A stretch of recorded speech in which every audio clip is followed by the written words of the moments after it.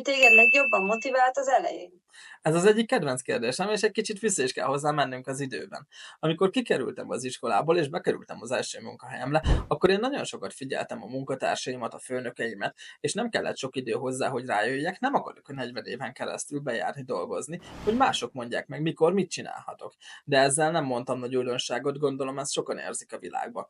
Én elkezdtem ötletelni, agyalni, hogy mit lehetne csinálni, amivel kiszabadulhatnék ebből a rendszerből, és magamnak tudok dolgozni.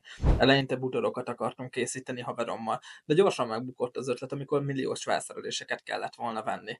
Gondolkodtunk azon is, hogy nyitunk egy mozit, de szerintem ezt se kell túragozni, hogy oda is mennyi pénzt kellett volna befektetni az elején.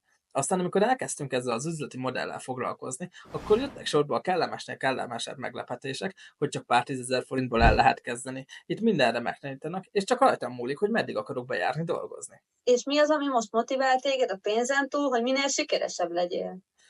Engem nagyon jó érzéssel tölt el, hogy tudok segíteni más embereknek is, akik ugyanúgy vannak most, mint ahogy én is voltam az elején, és tudom, hogy milyen nehéz, és tudom, hogy van rá megoldás. Nagyon jó látni, hogy a csapatban egyre többen vannak, akik már milliós összegeket keresnek havi szinten, és csak rajtuk múlik, hogy mit kezdenek az életükkel.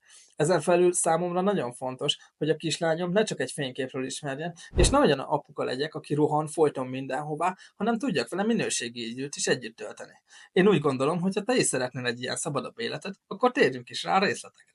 És ha érdekel téged is, akkor dobj egy kommentet vagy egy üzit Facebookon, és mesélek neked is a részletekről.